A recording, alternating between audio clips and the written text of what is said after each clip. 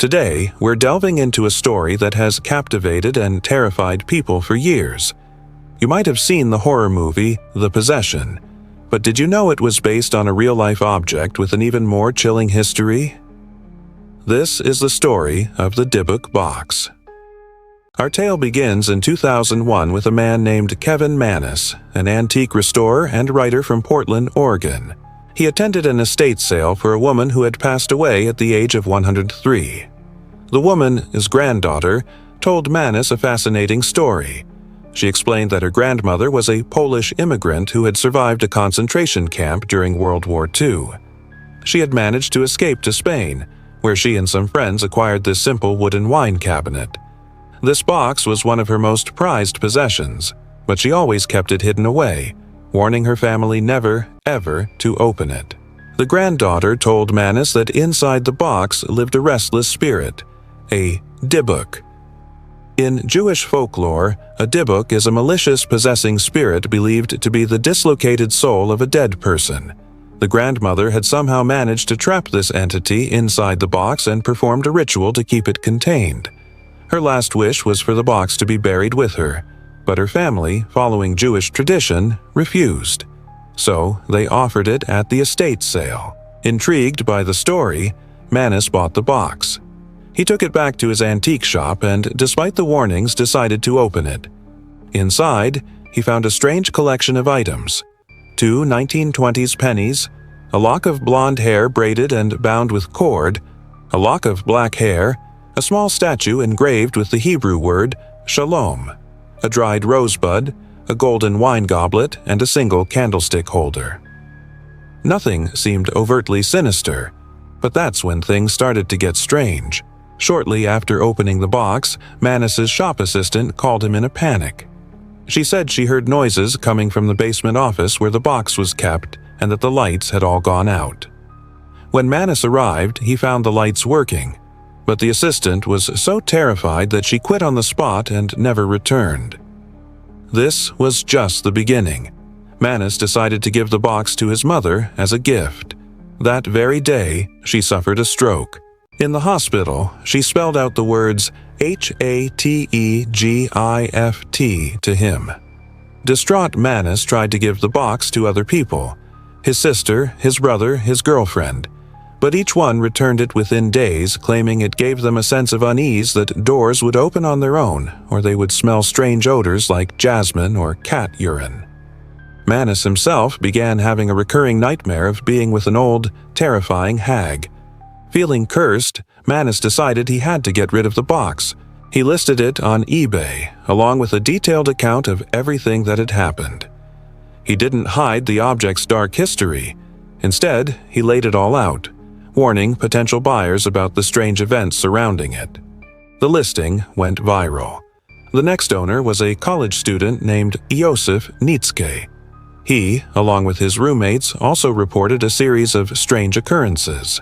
They claimed electronics in their apartment would malfunction, their hair would start falling out, and they were plagued by insomnia and the sight of shadowy figures. After experiencing this for several months, Nietzsche, like Mannis, put the box back up for sale on eBay. This is where Jason Haxton comes into the picture. Haxton, a museum curator in Missouri, was a skeptic but was fascinated by the story. He wanted to study the object from a scientific and historical perspective. He won the auction and had the box shipped to his home. And that's when, according to Haxton, his own nightmare began. Almost immediately, Haxton started experiencing health problems. He developed a strange skin condition, started coughing up blood, and had an overwhelming metallic taste in his mouth. His family also reported bizarre experiences. His son would wake up screaming from nightmares, and they would all see a dark, shadowy figure moving through their house. The smell of jasmine flowers, which his wife was allergic to, would suddenly fill the rooms. Haxton became obsessed with the box's origins. He meticulously researched the items inside and traced the box's history, even collaborating with scientists and religious experts to understand what was happening. He documented his entire journey in a book titled The Dybbuk Box, which later served as the inspiration for the 2012 film The Possession. Haxton believed the box was not just a container, but a vessel for something intelligent and malevolent. Terrified for his family's safety, Haxton sought help from rabbis. They advised him to seal the box and never open it again. They performed rituals to cleanse his home and contain the entity. Following their advice, Haxton built a custom acacia wood ark lined with 24-karat gold to house the Dybbuk Box, hoping to neutralize whatever energy it contained. For years, the box remained hidden away. But the story didn't end there. In 2016, Jason Haxton decided to entrust the box to someone he felt could handle it. Zach Bagans, the lead investigator of the popular paranormal show Ghost Adventures. Bagans acquired the box for his haunted museum in Las Vegas, where it is now on display. Bagans took the acquisition very seriously. He built a special exhibit for the box, and visitors must be over 18 and sign a waiver before they can even enter the room. Bagans himself has reported several intense experiences since obtaining the box, claiming it's one of the most paranormally active and dangerous items in his entire collection.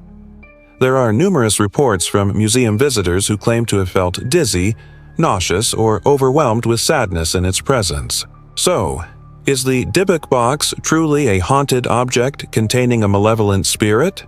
Or is it a masterful story, an urban legend amplified by the power of suggestion and the internet? Kevin Mannis himself, the original owner, later admitted in 2021 that he had fabricated parts of the story to create a compelling narrative for a creative writing project. He said he did have the box, but the supernatural events were largely embellished. However, Jason Haxton and Zach Bagans stand by their experiences, insisting that the paranormal activity is very real. They argue that Mannis might be trying to distance himself from the chaos the box has caused. This contradiction adds yet another layer of mystery to the saga. Whether it's a hoax, a case of mass hysteria, or a genuinely cursed artifact, the story of the Dybbuk Box serves as a powerful reminder of the enduring power of folklore and the human fascination with the unknown. It shows how a simple object, combined with a compelling narrative, can take on a life of its own and terrify a generation. What do you think?